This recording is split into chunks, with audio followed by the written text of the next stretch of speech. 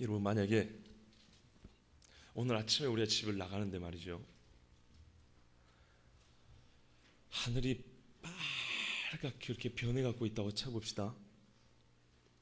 그러면서 그 빨간 하늘에서 번개가 번쩍번쩍 하더니 내가 하나님이니라 이런 음성이 들린다 해봅시다.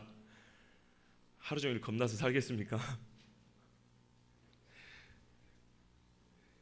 아니면 뭐 커다란 가스덩어리가 저 북녘 하늘에 늘 이렇게 막 타오르면서 떠 있다고 한번 생각해 봅시다. 태양보다 더 큰 게. 그래서 우리가 늘 눈을 돌릴래야 돌릴 수 없을 정도로 큰 그 가스덩어리가 아주 이상한 냄새를 내면서 빛을 내면서 타오르고 있어가지고 우리가 그것을 쳐다볼 때마다 아, 저기 신이 있구나, 아, 저기 신이구나, 이렇게 그렇게 보고 살 수밖에 없다면 여러분 좀 살만 하시겠습니까? 아니, 하나님이 그렇게 자기를 보여준다면 행복하시겠냐고요? 부인자매님, 그래, 주보에 맨날 하나님 주보 볼 때마다 하나님이 이렇게 막 빛이 막 보여. 거기에 막 메네메네 대겔 우바르시 막 글씨가 막 쓰여 있어. 네가 내가 저울에 달아봤더니 부족하다 이렇게 막. 그러면 더 잘 믿을 수 있을 것 같아요? 그래요? 겁나서 못 믿겠다. 주보에는 그냥 안내 누구 설교 누구 이렇게 이게 나와야 정상이죠. 하늘에 이상한 징조가 없어도 차라리 저는 햇빛만 있어도 더 잘 믿을 수 있을 것 같습니다. 여러분, 하나님 보셨습니까? 보셨어요? 근데 누구는 또 만났다며. 내가 하나님을 만났다 그러잖아요. 우리 이렇게 질문하잖아요. 당신은 형제자매님은 우리 하나님을 인격적으로 만나셨습니까? 그런다고요. 만나셨어요? 하나님이 얼굴 좀 보여주시던가요? 근데 어떻게 믿어요? 거기서 안 보고 믿으니까 믿음이죠. 보고 믿으면 그거 누가 못 믿겠어요? 그죠? 아, 보고 믿으면 누가 못 믿냐고. 이게 마이크인 걸 누가 모르냐고. 감춰놓고 이게 뭘까? 마이크 믿냐? 예. 그리고 딱 봤더니 진짜 마이크네. 이래야 그게 믿음이지. 이거 물컵인 거 누가 몰라요? 대놓고 아, 나는 물컵을 믿어. 예, 정신 나간 사람이죠. 그래요. 하나님을 안 보고 믿어야 이게 진짜 믿음입니다. 그래서 1차적으로 하나님이 자기를 안 보여줍니다. 그리고 또 왜 하나님이 안 보여줄까요? 보면 죽어요. 모세도 하나님을 못 봤습니다. 이스라엘 백성이 하나님을 못 봤습니다. 그래서 하나님은 늘 자신을 나타낼 때 구름으로 가르쳤습니다. 너희가 내 앞에 가까이 와서 나를 보고 살 사람이 없음이니라. 왜요? 사람은 죄인이에요. 하나님은 거룩한 하나님이에요. 거룩이라는 말은 무슨 말입니까? 하나님의 본성에 반하는 것은 절대 받아들이지 않아요. 절대 하나님의 영역 안에, 하나님의 존재 안에 하나님이 아닌 것은 끼어들 수가 없어요. 그게 거룩입니다. 세상에서 술 좀 안 마시고 남녀간에 잠자리 좀 같이 안 하고 이것만 거룩이 얘기하는 게 아니에요. 민수기에 보면은 모세가 하나님이 반석을 명하여 물을 내라 그랬는데 여기서 반석을 쳐서 내버렸단 말이에요. 그런데 하나님이 그렇게 가나안 땅을 가고 싶어 했던 모세인데 너는 못 간다 그랬어요. 왜 못 간다 그랬을까요? 성경을 보시면 네가 나의 거룩을 가렸음이라 그랬어요. 모세가 언제 간음했습니까? 모세가 우상 숭배했습니까? 우상 숭배한 자기 민족들을 위해서 자기가 대신 죽겠다고 말하는 사람이에요. 생명책에서 내 이름을 지울지라도 이 백성을 용서해달라고 자기가 죄 지은 것처럼 울부짖던 사람이 모세입니다. 그런데 언제 모세가 하나님의 거룩을 가렸습니까? 바로 거기서 가렸어요. 하나님의 말씀 뭐라 그랬냐면 네가 명하면 그 명한 음성을 통해서 내가 반석에서 물을 낸다 그랬어요. 전혀 과학적이지 않은 방법인 것 같은데, 전혀 이상적인 방법이 아닌 것 같지만 나는 그 방법을 통해서 역사하겠다고 하나님 방식이에요. 그게. 그런데 거기에 뭐가 들어갔어요? 땅땅 치는 모세의 분노가 들어갔어요. 모세의 방법이 들어갔어요. 그래서 하나님이 온전하게 영광을 못 받는 거예요. 그것마저도 하나님은 네가 내 거룩을 가렸다 그랬어요. 그래서 너는 가나안 땅에 못 가. 여러분, 무서운 하나님입니다. 하나님은 끝까지 기다려주세요. 성경을 보시면 기다려준다 그랬어요. 로마서에 보면 너희가 주의 위엄과 자비라고 했어요. 위엄과 자비 함께 나옵니다. 로마서 1장의 복음을 시작하면서 이 복음으로 말미암아 모든 믿는 자에게 은혜를 주시고 의를 주시는 하나님이다. 내가 이 복음을 부끄러워하지 않는다 이랬어요. 그런데 그게 바로 뒤에 뭐라 나오냐? 그런데 이 복음을 받아들이지 않는 사람들이 있는데 무자비하고 무장하고 음란하고 부모를 거역하고 등등등 이런 사람을 뭐라 그랬냐? 자기들만 이런 일을 행할 뿐 아니라 또한 이런 일을 행하는 사람은 옳다 하느니라. 거짓말을 입에 달고 사는 사람들 2장에 줄줄이 이어집니다. 너희가 주의 진노의 날에 당할 심판을 알지 못하느냐? 주께서 오래 참으심을 멸시하느냐 그랬어요.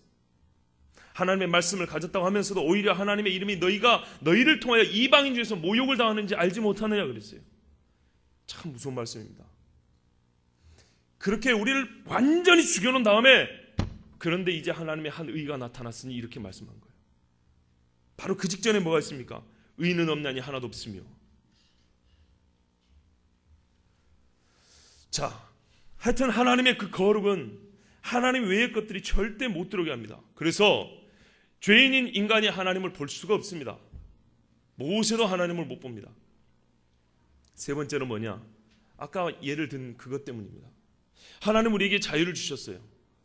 자유는 선택할 수 있는 자유 아니겠습니까? 이리 갈 수도 있고 저리 갈 수도 있습니다.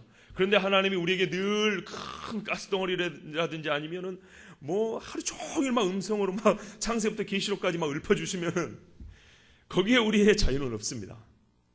자원하는 심령으로 하나님을 사모하는 마음은 없습니다. 무서워서 벌벌 떠는 것뿐이지. 하나님은요 우리를 그냥 무서워서 벌벌 떠게 하는 분이 아니고 경외한다 그랬어요.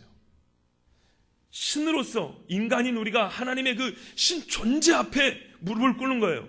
귀신이 무서워서 벌벌 떠는 게 아니고 그런 무서움이 아니고 우리를 창조하신 그 위엄 앞에 그 어마어마한 그 광대하심 앞에 우리의 계산이 안 되는 그 사랑이 또 이 비유를 또 들어야 되겠네. 공부를 아주 열심히 하는 애들 보고 뭐라 그래요? 쟤는 무섭게 공부한다 그러잖아요. 무슨 말인지 이해되시죠? 무섭게 운동한다 그러잖아요. 하나님은 얼마나 우리 사람을 무섭게 사랑해요. 내가 감당이 안 될 정도로 사랑해요. 얼마나 거룩하냐면 내가 감당이 안 될 정도로 거룩한 분이에요. 그 감당이 안 될 정도로 거룩이 광대하시고 사랑이 광대하신 그분 앞에 우리는 무릎을 꿇는 거예요. 그런데 이게 자연스럽게 자발적으로 돼요. 십자가에서 예수님이 달려 돌아가실 때 그 앞에 그 십자가를 아는 사람은 자연스럽게 무릎을 꿇고 울었어요. 제자들도 자연스럽게 무릎을 꿇었어요. 주여 나는 죄인이로소이다. 나를 떠나소서. 이런 사랑을 원하신단 말이에요. 그래서 하나님은 직접 이렇게 나타나지 않아요. 이스라엘 백성도 보십시오. 홍해를 가르고 왔는데도 시내산에서 하나님의 영광이 나타나니까 벌벌 떨었어요. 모세에게 말하기를 우리가 다 죽을 것 같습니다. 당신과만 하나님이 말씀하시고 우리가 직접 말씀 안 듣겠습니다. 하나님의 음성 직접 듣기를 별로 좋아하지 마세요. 뭐 처음부터 내 사랑하는 딸아 그럴 줄 알아요? 네가 어찌하여 회개 안 하냐 그럴지도 몰라. 네? 좋은 소리만 해줄 줄 알아요? 네? 모세한테도 네가 내 거룩을 가려서 너는 가나안 땅에 못 가. 그런 소리 들으면 어떻게 하려고? 안 들려줄 때 고마운 줄 아세요? 하여튼 그렇게 하나님이 우리에게 그 자유로운 사랑을 원하시기 때문에 하나님이 자기를 그렇게 보여주지 않습니다. 한마디로 말하면 우리 살려주시려고 그런 거예요. 우리하고 진짜 인격적인 교제하려고. 그러다 보니까 사람들이 하는 말이 있어요. 뭐라 그래요? 하나님이 없다 그래요. 어리석은 자는 그 마음에 이르기를 하나님이 없다도다. 하나님이 없다 그래요. 자연주의적인 세계관을 갖고 있는 사람들, 이 자연에 존재하는 것들만 실제하는 것이다. 논리 실증주의, 경험주의. 우리가 경험할 수 있는 것만, 오감으로 느낄 수 있는 것만 진짜다. 논리적으로 말이 돼야 이게 진짜다. 이런 똑똑한 사람들이 얘기를 많이 한단 말이죠. 그러나 그들도 알지 못하는 영적인 세계가 있다. 그런 것을 부인할 수 없습니다. 한 가지 예를 들어볼까요? 여러분 꿈 꾸시죠? 꿈에서 무섭기도 하죠. 사랑하는 사람 만나면 막 가슴도 쿵쾅하고 뛰죠. 무서워 막 식은땀도 흘리고 막 도망다니고 그러잖아요. 꿈꿀 때는요 꿈인지 몰라요. 진짜인 줄 알지. 간혹 이게 꿈이라는 걸 알아도 무서운 걸 어떻게 해. 그런데 희한하죠. 공간을 초월하고 다녀요. 느낌은 똑같아. 근데 또 다른 내가 있는 것 같아. 내가 분명히 알아요. 이거 꿈인 거야 알아. 꿈인 줄 아는데도 불구하고 꿈속에 또 다른 내가 또 움직이고 있어요. 내가 나를 보고 있어. 희한하죠. 이거는 생시의 정상적인 사고나 이렇게 정신세계 갖고는 이해가 잘 안 되는 겁니다. 아주 비근한 예로 보면 꿈만 보더라도 우리가 생각하는 그런 이 정신세계 이상이 뭐가 있다는 걸 알 수 있어요. 세상에 우리가 설명하지 못하는 세계가 얼마나 많은지 모릅니다. 기적도 있습니다. 기적을 뭐라 그럽니까? 기적을 보통 뭐라고 말해요? 기적을 뭐라고 말하는지 모르십니까? 그러면서 뭐 기적이 없다 그러세요?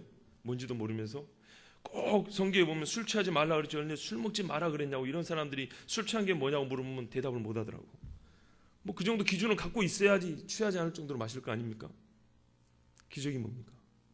보통 사람들이 이렇게 말하죠. 자연세계 밖에 무언가 힘이 자연 법칙을 깨고 일으키는 초자연적 현상이다 그래요. 깨고 일어납니까? 깨고 일어나지 않습니다. 바다는요, 바람이 불면 물이 이렇게 움직이게 되어 있습니다. 그렇죠? 성경에도 보세요. 하나님이 기적을 베푸실 때 그냥 한 게 아니고 원래 하나님이 만드신 자연을 그대로 이용하셨어요. 밤새도록 동풍이 불매, 바람이 좀 세게 불었다는 거예요. 아예 없는 게 아니고 있는 거 이용했어요. 있는 거. 한일 자동 펌프 돌리면은 물이 어떻게 해요? 밑에서 위로 올라가죠. 위에서 밑으로 내는 게 자연력인데, 근데 위에서 밑으로 내는 게 왜 그게 자연스러운 거예요? 중력 때문에 그래요. 다른 말로 하면 힘 때문에 그래요. 힘이 있으니까 방향을 가지고 운동이 있는 거예요. 중학교 때 과학시간 다 배웠죠? 예. 힘이 작용하는 방향입니다. 중력이 위에서 이렇게 땅으로 끌어당깁니다. 지구 중심으로. 그 힘을 이길 수 있으면은 반대로 움직일 수 있는 거 아닙니까? 자연 법칙을 깨는 겁니까? 아니에요. 자연 법칙 그대로입니다. 힘이 있으면 움직인다는 거예요. 지구의 중력보다 조금 큰 힘을 작용해 줬어요. 그랬더니 밑에서 위로 가더라고. 이게 왜 깨는 겁니까? 우리가 몰라서 그렇지 하나님은 하여튼간에 많은 일을 이렇게 행해 주십니다. 그런데 보통 사람들은 하나님의 말씀대로 눈이 있어도 보지 못하고 귀가 있어도 듣지 못한 거로 예수님이 부활해서 앞에 계셔도 그들 중에 더러는 믿지 않는 자가 있더라. 그런 것처럼 그 손을 보고 옆구리를 보고도 믿지 않는 사람이 있는 것처럼 안 믿는 거예요. 있어도 안 믿어요. 사람들이 보여주면 믿겠다. 보여주면 뭐라 그래요? 내 눈을 못 믿겠다. 이게 사람의 교만이요 죄의 모습입니다. 그런데 만약에 하나님이 직접 나타나면 어떻게 그 뒷감당을 하시려고? 평상시에 건방지게 막 하나님을 아는 척하고 뭐 교회가 어쩌고 말이야 성경 말씀이 21세기 어쩌고 이런 헛소리 했다. 하나님 진짜 눈앞에 딱 나타나면 그때 무슨 말 하려고? 네가 아까 말한 거 그대로 한번 해봐.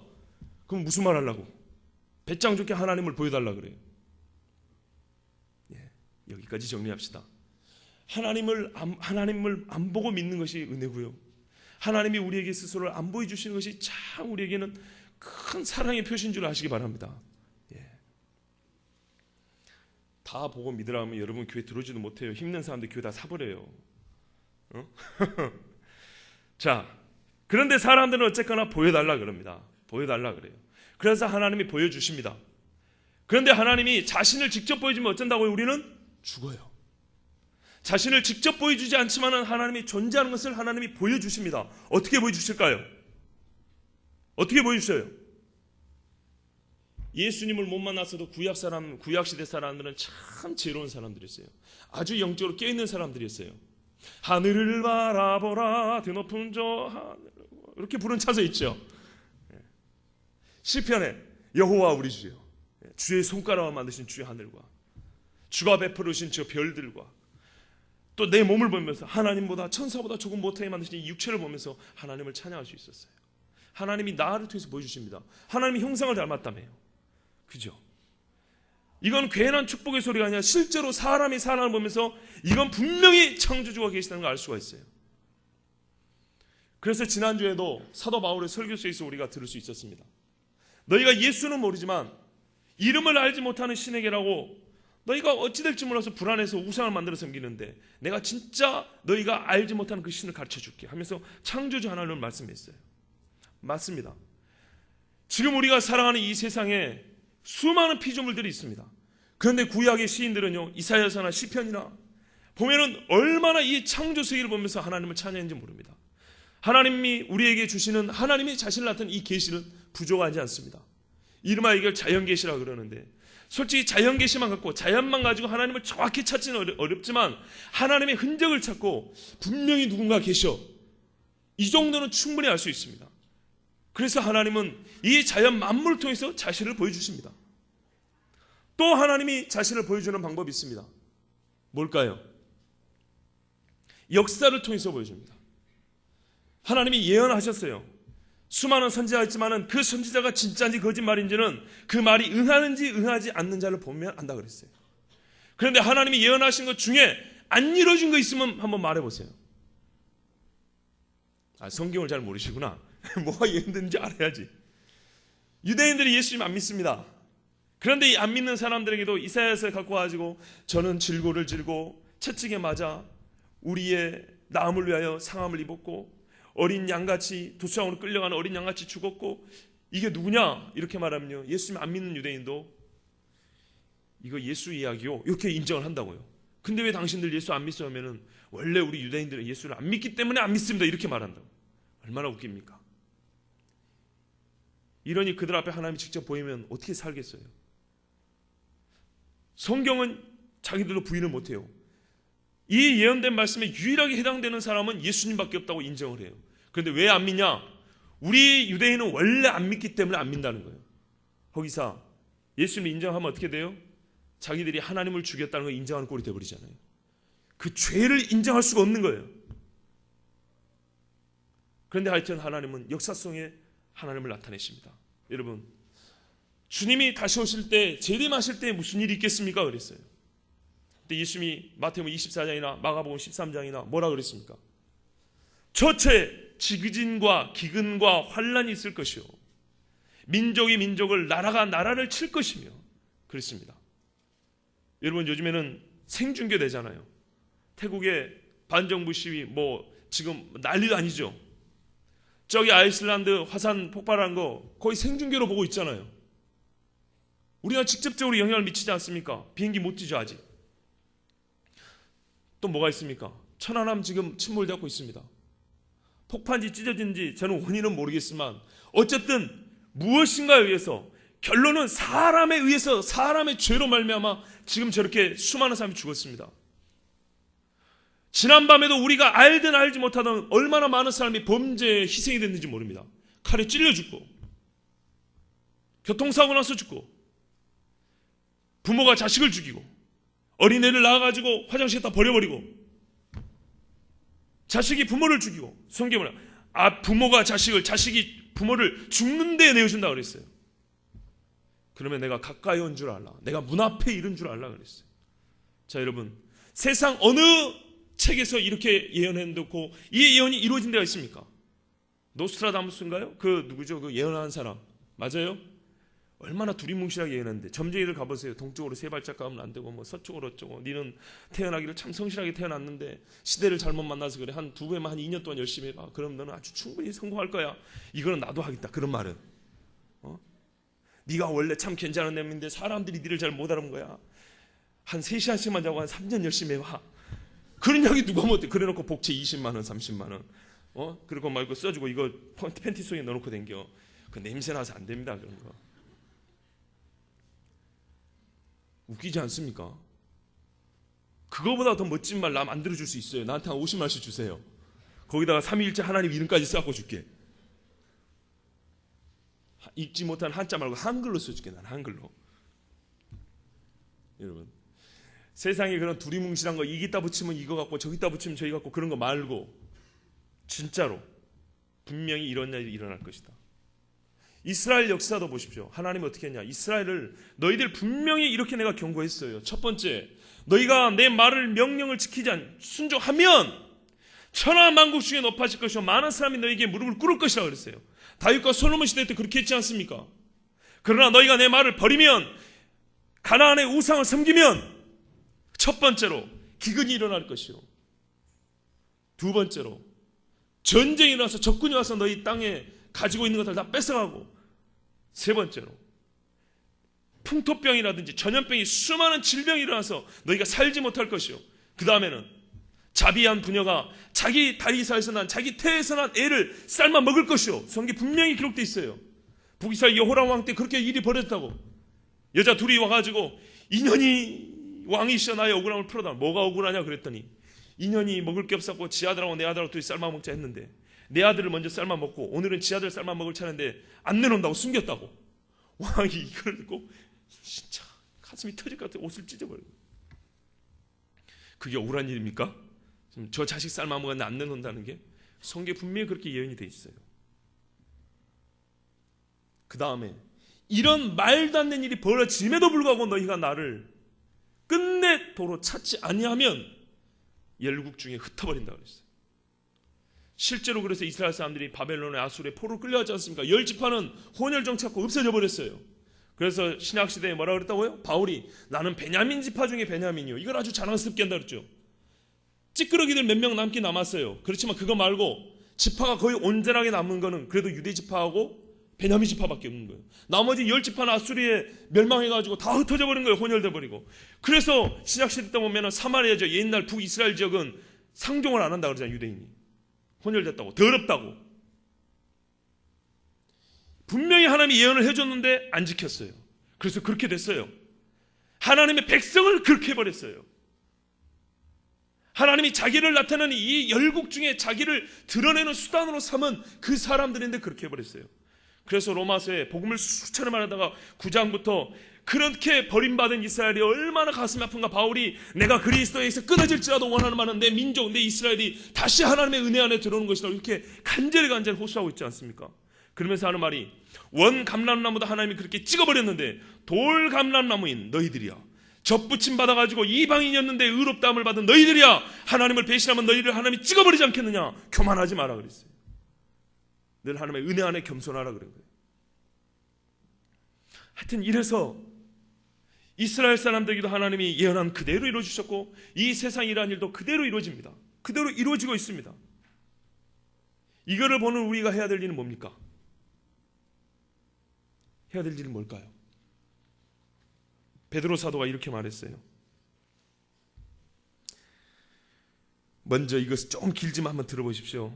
먼저 이것을 알지니 말세에 조롱하는 자들이 와서 자기의 정욕을 따라 행하며 조롱하여 이르되 주께서 강림하신다는 약속이 어디 있느냐. 조상들이 잔 후로부터 만물이 처음 창조될 때와 같이 그냥 있다 하니 이는 하늘이 옛적부터 있는 것과 땅이 물에서 나와 물로 성립된 것도 하나님의 말씀으로 된 것을 그들이 일부러 잊으려 함이로다. 이 시대를 정확히 분석하고 있죠. 과학이론도 있습니다. 정상우주론. 원래 우주는 영원부터 영원까지 계속 있다. 그리고 또 뭐가 있습니까? 이로 말미암아 그때 세상은 물의 넘침으로 멸망하였으되 이제 하늘과 땅은 그 동일한 말씀으로 불사르기 위하여 보호하신 바 되어 경건하지 아니한 사람들의 심판과 멸망의 날까지 보존하여 두신 것이니라. 사랑하는 자들아, 주께는 하루가 1000년 같고 1000년이 하루 같다는 이 한 가지를 잊지 말라. 주의 약속은 어떤 이들이 더디다고 생각하는 것 같이 더딘 것이 아니라 오직 주께서는 너희를 대하여 오래 참으사 아무도 멸망하지 아니하고 다 회개하게 이르기를 원하시느니라. 여러분, 지금 일어난 일이 있는데 그럼 왜 하나님이 안 나타나시냐? 왜 하나님이 말만 하고 딱 거기까지만 계속 아직 이렇게 환란만 일고 우리에게 직접 보이지 않냐? 직접 보여주는 그날은 다 죽는 날이에요. 심판하는 날이에요. 기다려주시는 거예요. 기다려주신다고. 이 정도 보여주신 것 같고 제발 회개하고 돌아오라는 거예요. 자식을 삶아먹는 일이 일어나기 전에 적군이 쳐들어올 때, 전염병이 창궐할 때 그때 깨달으라는 겁니다. 다윗이 왜 멋집니까? 다윗이 죄를 안 지어서 멋진 게 아니에요. 이 사람은 죄를 짓고 깔끔하게 하나님 앞에 회개했잖아. 깔끔하게. 예? 죄 짓는 용기보다 회개하는 용기가 더 힘든 건데 그 용기를 가지고 하나님 앞에 무릎 꿇었잖아요. 자기 백성들 부하들이 다 보는데 그 추잡 쓰는 것을 다 드러냈잖아요. 그래서 다윗이 멋진 사람이란 거예요. 그래서 계속 읽어드릴게요. 그러나 주의 날에 도둑같이 오리니 그날에는 하늘이 큰 소리로 떠나가고 물질이 뜨거운 불에 풀어지고 땅과 그 중에 있는 모든 일이 드러나리로다. 다 드러나요. 이 모든 것이 이렇게 풀어지리니 너희가 어떠한 사람이 되어야 마땅하냐. 거룩한 행실과 경건함으로 하나님의 날이 임하기를 바라보고 간절히 사모하라. 그날에 하늘이 불에 타서 풀어지고 물질이 뜨거운 불에 녹아지려니와 우리는 그의 약속대로 의가 있는 곳인 새하늘과 새 땅을 바라보도다. 그러므로 사랑하는 자들아, 너희가 이것을 바라보나니 주 앞에서 점도 없고 흠도 없이 평강 가운데서 나타나기를 힘쓰라. 아멘. 아멘. 여러분,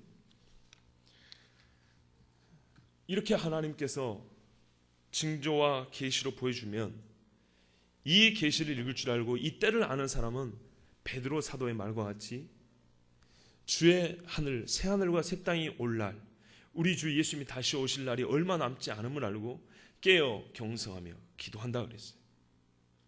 근데 마귀는 그 일을 하지 못하도록 우는 사자와 같이 택한 자로도 삼키려고 으르렁거린다 그랬어요. 그래서 예수님이 뭐라 그랬습니까? 시험에 들지 않게 깨어 기도하라 그랬습니다. 깨어 기도하는 자에게는 하나님이 직접 자신을 보여주지 않아도 보일 겁니다. 그러나 기도하지 않는 자에게는 아무리 예수님이 눈앞에 나타나도 내 눈을 못 믿겠다 하면서 돌아설 겁니다. 하나님의 계시가 부족합니까? 이 시대에 이렇게 난리가 나는데도 부족합니까? 제사장들이 타락하고 예배가 폐해진다 그랬어요. 매일 드리는 제사를 폐할 것이요 그랬어요. 예배가 엉망되고 개판되고 교회가 싸워 날리고 불려되고 찢어져도 이 모습을, 이 꼬라지를 보면서도 주님 오실 날이 아직 남았다고 그렇게 게으르고 나태하게 잠만 자고 있을 겁니까? 젊은이들이요, 그렇게 눈이 아직 감겨 있습니까? 안 보입니까 지금? 주님 오실 때 불법의 성행함으로 사랑이 식어지라 그랬습니다. 안 보입니까? 사랑이 식어진 게 안 보입니까? 하나님이 숨어 계셔서 안 보입니까? 이 많은 것들이 보여짐에도 불구하고 하나님이 나에게 안 보여지니까, 내 힘들 때 하나님이 나를 안 도와주셨으니까, 내 대학 합격 안 시켜줬으니까, 우리 집사님, 우리 아빠 병 걸려 죽을 때 안 살려줬으니까 하나님 없다고요? 그럼 한번 살려줘 볼까요? 나는 아빠 살려달라고, 아빠는 할아버지 살려달라고, 할아버지는 그 위에 할아버지 살려달라고 그러고, 그럼 여러분 한 고조 할아버지 모시고 살 효심 있어요? 지구 인구 한 500억 되면은 뭐 다 먹여 살릴 능력 있습니까? 먹여 살릴 능력도 효심도 없으면서 죽이지 말래. 다 뭐 죽이지 말긴 뭐 죽이지 말어. 하나님 말씀이 그랬는데 한 번 죽는 것은 정하신 것이고 그랬는데. 예수 믿는 사람은 다 이쁘게 죽어요? 착각하지 마세요. 다 죄 있는 인간이기 때문에 죽는 방법은 그건 하나님 손에 있어요. 어쨌든 이 세상에 있는 많은 이 어려움과 이 고난과 이 어려움을 보면서 하나님이 안 보이시냐고요. 오늘 본문에 보면 애굽인과 구스인과 스바 사람들이에요. 다 이방 사람들이에요. 이 사람들은 선지자도 없었습니다. 예배를 인도하는 레위인도 없었습니다. 하나님의 말씀을 가르치는 사람도 없었어요. 하나님이 기적을 베풀어 준 것도 아닙니다. 그런데 이 사람들이 이스라엘 민족 앞에 와서 포로로 생활하고 찌끄러기같이 남은 몇 명 되지 않는 그 사람들 앞에 가서 무릎을 꿇고 사슬에 채인 채로 그 앞에 와서 무릎 꿇고 하는 말이, 과연 하나님이 살아계시고 과연 그 살아계신 구원자 이스라엘의 하나님이라고 인정한다 그랬어요. 왜 그럴까요? 하나님이 그들에게 나타나가지고 내가 너에게 십계명을 주노라 그랬습니까? 어떻게 알았을까요? 이 사람들이 어떻게? 지금 꼴을 보아하니 이 사람들이 지금 전쟁에 패한 거예요. 죽지 못해 살아있는 거예요. 체인에 이렇게 다리 묶였다니까요. 그런데 또 다른 포로 생활을 경험한 이스라엘 사람들 앞에 와가지고 하는 말이, 당신에게 하나님이 살아있다는 거예요. 어디서 하나님을 만났다고? 이게 역설이에요. 이게 모든 것이 잘 돼서 하나님이 보이는 게 아니에요. 이스라엘 사람도 포로기를 겪었고, 이 이방인들은 하나님의 제사장도 말씀도 들은 적이 없는데, 이스라엘 사람들을 가만 보아니 그들의 역사와 그들의 포로 생활하고 귀환한 그 나머지 몇 명 되지 않는 그것만 봐도 아하, 하나님이 살아있다고 인정할 수밖에 없다는 거예요. 이게 눈이 열린 사람은 그것만 보고도 하나님을 볼 수 있어요. 아멘. 그래서 하나님 말씀이, 예수님이 부자에게 죽은 사람이 살아가도 안 믿을 사람은 안 믿는다. 믿을 놈은 지금 모세의 글과 선지자들의 말이 있지 않냐, 그것 갖고도 족하다 그랬어요. 족하다. 이게 역설이죠. 그러니까 이사야가 뭐라 하는지 아십니까? 이 말이 그러니까 참 웃기는 말이에요. 하나님은 스스로 숨어 계시는 분이십니다. 말이 됩니까 지금? 두 가지 이중적 의미입니다. 하나님은 직접 나타내지 않습니다. 그래서 우리가 직접 하나님을 보려고 하면 찾아지지 않습니다. 그런데 하나님은요, 직접, 아까 말한 대로 직접 보이면 우리 죽어요. 직접 보여주지 않지만 직접 본 것 이상으로 우리가 부인할 수 없게 하나님은 자신을 우리에게 보여주십니다. 이게 사실은 18절 19절이에요. 나 여호와는 감추인데 말하지 아니하였으며 어두운 데서 나를 찾으라고 하지 않았노라. 하나님은 자기를 드러내줬다는 거예요. 근데 어떻게 해요? 18절 19절을 보세요. 이 자연 말씀과 역사 속에서 드러내줬다는 거예요. 근데 그것이 충분하다는 얘기입니다. 충분해. 그래서 이방 사람조차도 그 패망하고 귀환한 그 몇 명 되지 않는 이스라엘을 보고도 하나님이 살아계신다고 찾아온 거예요. 그니 그것을 보고 남아있는 이스라엘 몇 명이 기가 찬 거예요. 야, 우리가 잘 나갈 때도 아니고 말이죠. 다윗 왕태처럼 아주 강상하고 조공을 받을 때도 아니고 진짜 찌끄러기처럼 몇 명 와가지고 몇 명 모여갖고 있는데 여기 와가지고 우리도 같이 예배 좀 드리자. 왜? 우리가 가만 보니까 니네가 믿는 하나님이 진짜 하나님이라는 거예요. 그러니까 이스라엘 사람도 기가 차는 거지. 네가 뭘 보고 믿냐고. 뭘 보고 믿냐. 에? 잘 나갈 때 와서 비릴 거 아닙니까? 그런데 쫄딱 망하고 왔는데 야, 내가 가만 보니까 말이지 네가 진짜 능력 있는 사람이 나 좀 도와주라 그러는 거예요. 얼마나 웃깁니까? 쫄딱 망해갖고 있는 이스라엘 사람들이 와가지고 우리가 가만 보니까 니들 하나님 진짜 살아계시더라고. 기가 차죠. 기가 차. 이게 역설이에요. 이게 역설. 그래서 십자가가 멸망받을 자에게는 어리석은 것이요 구원 얻을 자에게는 하나님의 지혜라는 거예요. 하나님이 죽어간 그 십자가가 지혜가 거기 있는 거예요. 하나님이 우리에게 고난을 줘도 거기서 깨우침이 있어요. 잘 생각해 보세요. 우리가 살면서 인생의 깊은 것들을 깨달았다, 뭘 배웠다 할 때 언제냐고. 술 처먹고 놀 때 배웠어요? 그때 의리를 배웠습니까? 왜 하나님이 환난을 주냐고 한 가지 가르쳐 줄까요? 이번에 천안함이 사고 나니까 누가 오라 그랬습니까? 자기 배, 자기 기름, 자기 시간, 자기 돈벌이 포기하고 구하러 간다고 한 사람이 한두 명이에요. 사람이 극단적인 일을 당하면요 본질을 찾게 돼 있어요. 본질이 뭡니까? 생명 아닙니까? 생명. 예? 옷을 입을 때도 제일 중요한 게 뭡니까? 신체를 보호하는 거 아닙니까? 평상시에 무엇을 찾지? 미학적인 관점을 무시하는 건 아니지만 막상 전쟁이 나서 피난을 가보세요. 한겨울에 이쁜 옷 찾아요? 따뜻하고 질긴 옷 찾지. 그죠? 극단적인 일을 당하면 사람이 본질을 찾아요. 평상시에는 밥 먹기 싫다고 남기죠. 입맛 안 맞다 버리죠. 먹을 거 없어 봐. 하수구 들어가는 밥 한 톨도 갖다 먹는다니까요. 극단적인 일을 당하면 하나님, 우리가 가장 본질적인 것을 시키지 않아도 찾게 돼 있어요. 하나님이 주신 지혜고 그게 본능이에요. 그래서 하나님은 우리가 고난 중에 이렇게 배우게 해주신 거예요. 고난이 한 번도 없으면 우리는 다 어린아이 같을 거예요. 그 역설 속에서 하나님이 살아계시는 걸 보이는 거예요. 그래서 이스라엘 사람들이 기가 차는 거예요. 웃기는 거예요. 너무 하나님의 확연히 보여요. 그래서 이렇게 고백해서 이사야는 이 웃으는 거예요. 하나님 숨기려고 했는데 보니까 다 보여요. 다 보여.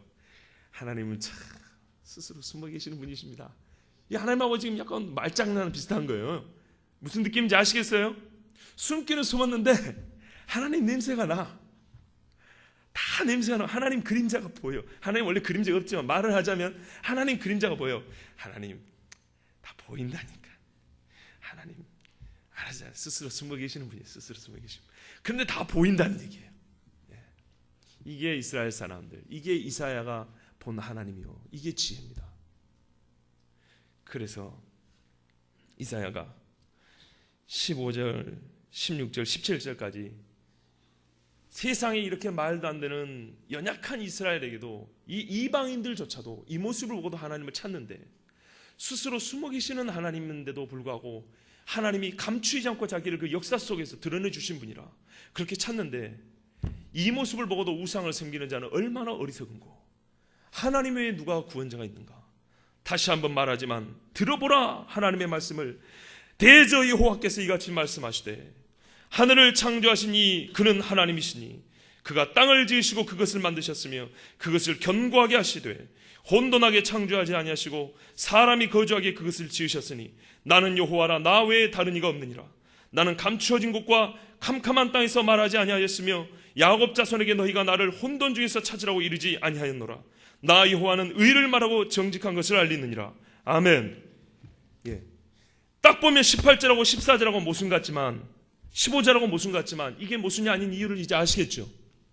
감추신 것 같지만 이것이 바로 스스로 숨으신 것 같지만 이것이야말로 하나님의 지혜요, 하나님이 살아계심을 우리와 함께 하심을 역설적으로 보여주시는 가장 탁월한 하나님식 방법이에요. 하나님식. 우리식은 그게 아니죠. 그러나 우리식으로 하면 아무도 하나님 앞에 못 섭니다. 아멘. 우리는 죄인이기 때문에 그래요. 그래서 하나님이 하나님식으로 하시는데 죄인인 우리가 하나님 앞에 멸망당하지 않고 하나님을 자연스럽게 찾을 수 있는 그 방법으로 우리에게 맞춰주신 하나님식으로 우리에게 하나님을 보여주신다고요. 그러나 이것을 지혜로운 자는 보지만 지혜롭지 않은 자, 마음이 강팍한 자는 끝내 장자가 죽는 경험을 하고서도 마병들을 동원하여 이스라엘을 쫓는 바로같이 그런 어리석은 짓을 한단 말입니다. 여러분, 이 시대에 수많은 징조가 있습니다. 우리에게 주어진 징조는 사실 좋은 것들이 없습니다. 다 악하고 어렵고 내 개인적인 삶만 봐도 힘들고 고난한 것뿐이 없습니다. 예, 아멘. 예, 그런 일들밖에 없습니다. 예, 예배 끝나고 말씀하세요. 예. 이런 일밖에 없지만은 이것이야말로 하나님께서 우리에게 자신을 보여주시는 방법입니다. 여러분, 고난 중에 하나님이 어디 계신가 충분히 기도할 수 있습니다. 근데 저는 성경을 보면서 참 놀라운 것을 깨달았어요. 너무 감동적인 거예요. 시편에 보면 시편 13편에 다윗이 이렇게 기도합니다. 여호와여, 어느 때까지니까? 어느 때까지 숨어 계시겠습니까? 하나님이 다윗에게 의도적으로 자기를 숨기셨다는 거 아십니까? 내 마음에 합한 자라고 한 다윗에게도 하나님이 의도적으로 숨겼어요. 기름을 붓고 왕을 세우기까지 10몇 년이 걸렸어요. 미친 척 침을 질질 흘리면서 살려고 망명하고 도망다니고 10몇 년을 그랬습니다. 다윗이 왜 그래야 됩니까? 다윗이 우리보다 나쁘게 살았습니까? 그런데도 불구하고 하나님이 다윗을 의도적으로 숨겼습니다. 숨겨서 자기를 안 보여줬어요. 그래서 다윗이 하나님은 언제까지 나에게 당신을 숨기시겠습니까? 이렇게 고백했어요. 그러나 그때 다윗의 믿음이 얼마나 강해진지 아십니까? 하나님은요, 이 한 가지만 더 말씀드리고 마칠게요. 자신을 숨기는 이유 중에 하나는 이겁니다. 진짜 자기를 믿는 자를 찾기 위함입니다. 진짜 자신을 사랑하는 자를 찾기 위함입니다. 제가 잊을 수 없는 이야기 있어요. 저번에 한번 말씀드렸는데, 우리 장신대 2,000명이 모이는 채플에 유명한 목사님들 많이 와서 그럴듯한 설교 많이 합니다. 그런데 어느 개척교회 조그마한 교회 목사님이 오셨어요. 그 목사님 어떻게 초청했는지 모르지만 그분이 와서 설교하시는데 하나님을 사랑하는 것에 대해서 말했어요. 우리가 하나님을 어떻게 사랑해야 된다. 근데 마지막에 자기 이야기를 하나 해줬어요. 교회를 개척하고 몇 달 되지 않아서 사모님이 전도하다가 쓰러졌어요. 그리고 그 이후로 식물인간이 됐어요. 큰 교회 같으면은 치료비라도 교회에서 보태줄 거 아닙니까? 치료비가 있습니까? 뭐가 있습니까? 전도는 어떻게 하고 교인이 있습니까? 누가 있습니까? 아무도 없는 거예요. 중학교 다니는 딸이 있어요. 이 목사님하고 딸하고 둘이 있으면서 이 가정이 이제 먹구름이 가득 껴가지고 어쩔 줄은 모르고 슬픔에 잠겼어요. 식물인가 식물인가. 사모님이 뭘 잘못했습니까? 전도하다가 그랬어요. 전도하다가. 그래 어느 날 이 딸을 등교를 시켜주면서 차 타고 가는데 목사님이 이 딸에게 그랬대요. 이름은 모르겠는데 우리 세라라고 합시다. 두 세라가 있는데, 세라야, 엄마 없으니까 힘들지? 애가 대답을 안 하더래요. 다시 한번, 세라야, 엄마 없으니까 힘들지? 응, 힘들어. 이 한마디에 다 들있잖아요. 둘이 얼굴을 못 보고 막 울었대요. 그런데 그날 뭐라고 한 줄 아세요? 이 목사님이, 그래도 제가 하나님 사랑하는데 아무 지장 없습니다. 할렐루야. 이렇게 말했어요. 이게 신앙입니다. 하나님 내가 뭘 잘못했습니까? 따지는 것이 아니요, 그럼에도 불구하고 내가 하나님 사랑하는데 아무 지장 없습니다. 이렇게 말했어요. 정희 씨 알겠죠? 성경에 보니까 이 비슷한 이야기가 있더라고. 욥기 1장을 잘 보세요. 욥기는 정말 많은 것을 얘기해 줍니다. 종교개혁자 칼빈 있죠? 칼빈이 제일 설교를 말한 것이 욥기입니다. 종교개혁자면 신약 성경을 많이 설교해야 될 거 아닙니까? 근데 욥기를 제일 많이 설교했어요. 욥기의 주제가 뭡니까? 한마디로 하면 믿음입니다. 욥기 1장을 어떻게 시작하는가 잘 보세요. 마귀하고 하나님하고 내기를 합니다. 그렇다고 단순히 욥을 내게 희생자라고 보면 안 돼요. 긴 이야기를 못 해드립니다. 그러나 제가 지금까지 욥의 이야기 여러 가지 해줬으니까 그걸 참고하시고 일단 이 한 가지를 해드릴게요. 마귀가 어느 날 옵니다. 하나님 앞에. 아니, 하나님이 마귀한테 자랑을 합니다. 야, 너 봤냐 욥? 이제 왕길이 자매를 합시다. 너 왕길이 봤냐? 아, 봤죠. 야, 걔만큼 나를 잘 믿는 애가 없다. 내가 걔는 진짜 내가 너무 마음에 든다. 참, 걔가 얼굴도 좀 반반하니까 그러지, 먹고 살만 하니까 그러지, 걔가 그런 거 없으면 하나님 사랑하겠습니까? 아니야, 걔는 그거 없어도 사랑할걸. 진짜 그럴까요? 그런다니까? 그만 뭐 시험해 볼까요? 한번 해봐. 걔 재산 다 갖고 와도 걔는 나를 사랑한다니까? 아니라니까요. 그래 한번 해보자. 다 걷어갔더니 욥이 그래도 하나님 앞에 범죄를 안 해요.